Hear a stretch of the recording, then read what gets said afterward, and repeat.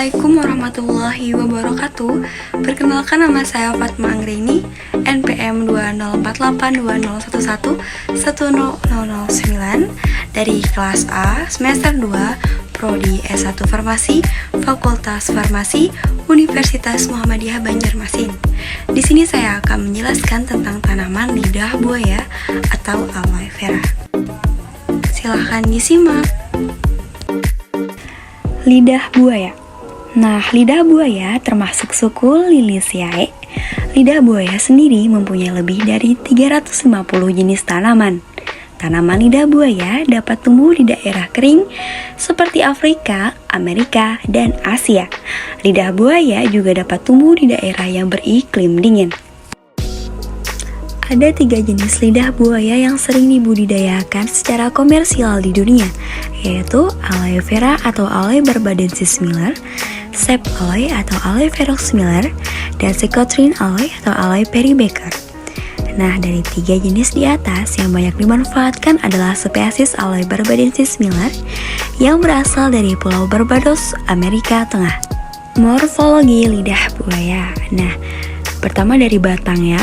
Batangnya tuh berserat dan berkayu, umumnya sangat pendek dan hampir tidak terlihat karena tertutup oleh daun yang rapat dan sebagian terbenam dalam tanah.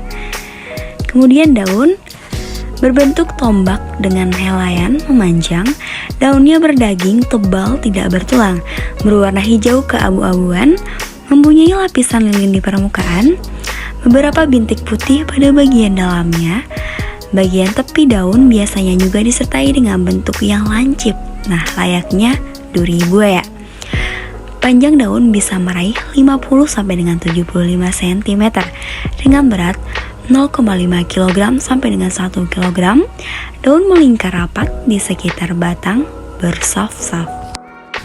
Kemudian bunga berbentuk trompet atau tabung kecil sepanjang 2 sampai dengan 3 cm, warna kuning sampai oranye, tersusun sedikit berjuntai mengingkari ujung tangkai yang menjulang ke atas sekitar 50 sampai dengan 100 cm. Akar mempunyai sistem perakaran yang pendek dengan akar serabut yang panjangnya bisa mencapai 30 sampai dengan 40 cm. Klasifikasi atau taksonomi. Klasifikasi ilmiah atau taksonomi dari lidah buaya adalah sebagai berikut: Kingdom Plantae, Division Spermatophyta, Kelas Monocotyledonea, Ordo Liliflorae, Family Liliaceae, Genus Aloe, Spesies Aloe vera. Bagian yang digunakan dari lidah buaya antara lain yaitu daun, bunga, akar dalam keadaan segar. Struktur dan kandungan daun lidah buaya yaitu kulit daun. Bagian terluar dari struktur daun lidah buaya yang berwarna hijau. Menurut penelitian Agerdi et al. 2005 menunjukkan bahwa ekstrak kulit daun lidah buaya pada konsentrasi 25 mg per mili menghambat pertumbuhan Staphylococcus aureus dengan zona hambat 4 mm. Eksudat. Nah, eksudat itu getah yang keluar dari daun saat dilakukan pemotongan. Eksudat berbentuk cair, berwarna kuning dan rasanya pahit. Zat-zat yang terkandung 8-hydroxyanthraquinone atau aloe emodin dan glikosida atau aloens. Nah, bisa digunakan untuk pencahar. Nah, apa itu pencahar? Pencahar itu adalah nama lain dari laksatif, yaitu obat untuk mengatasi sulit BAB atau buang air besar. Gel, bagian yang berlendir yang diperoleh dengan cara menyayat bagian dalam daun setelah eksudat dikeluarkan. Di dalam gel, lidah buaya mengandung sejumlah unsur-unsur antara lain air, karbohidrat, lemak, dan beberapa vitamin. Gel lidah buaya bersifat antiseptik, antipuritik, anestetik, antipiretik, dan antiinflamasi. Kandungan lidah buaya yang pertama dari zat gizi mengandung vitamin A, B1, B2, B3, B12, C, E, kolin, inositol, dan asam folat. Kandungan mineral terdapat mineral kalsium, magnesium, potasium, sodium, besi, zinc, dan kromium. Enzim terdapat enzim amilase, katalase, selulase, karboksipeptidase, dan lain-lain.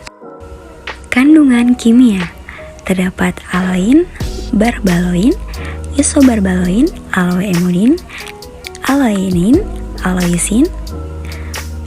Asam amino terdapat arginin, asparagin, asam aspartat, aladin, serin, valin, glutamat, teroin, glisin, lisin, prolin, isudin, leusin, dan isoleusin.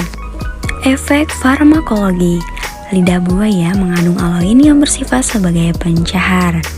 Nah, pencahar sudah dijelaskan di sebelumnya ya.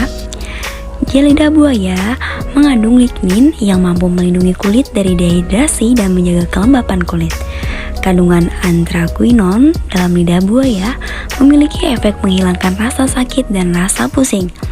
Lidah buaya mampu meningkatkan fungsi jaringan termasuk pembentukan sel dan peremajaan jaringan baru.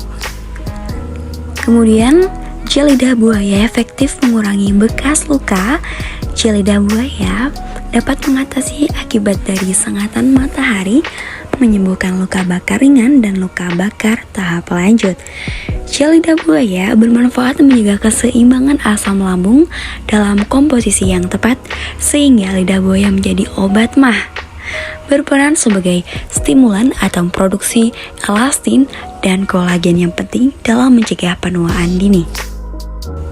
Lidah buaya membantu mengatasi sembelit atau sulit buang air besar karena lendirnya bersifat pahit dan mengandung laktasid sehingga merupakan pencahar yang baik. Lidah buaya dipotong-potong kemudian direbus. Air rebusan diminum setelah makan untuk menyembuhkan sakit kencing manis. Daun segar 15-18 cm direbus ditambah gula untuk mengobati batuk recan. Daun lidah buaya yang segar dihaluskan dan ditambah sedikit garam untuk menyembuhkan bisul. Cara budidaya lidah buaya yaitu perbanyakkan tanaman dengan menggunakan anakan. Pemeliharaan mudah, perlu cukup air dengan menjaga kelembapan. Cara penyiraman yang cukup. Menjaga kelembapan dan pemupukan terutama pupuk dasar. Nah, peringatan untuk wanita hamil atau sedang haid, penderita gangguan sistem pencernaan dan diare, dilarang meminum obat ini. Untuk efek sampingnya, nah sejauh ini belum ditemukan literatur yang menjelaskan efek samping dari penggunaan lidah buaya. Nah, jika ada masalah, mungkin itu hanya berupa alergi pada mereka yang belum pernah mengonsumsi lidah buaya. Oke, dari penjelasan yang telah saya jelaskan sebelumnya, dapat kita simpulkan bahwa aloe vera merupakan tanaman fungsional karena hampir semua bagian dari tanaman ini dapat dimanfaatkan manusia, terutama dalam hal kesehatan. Khasiat dan manfaat lidah buaya sudah dikenal sejak lama. Di Indonesia sendiri, aloe vera lebih dikenal sebagai bahan kosmetika yang sekaligus berfungsi sebagai obat tradisional.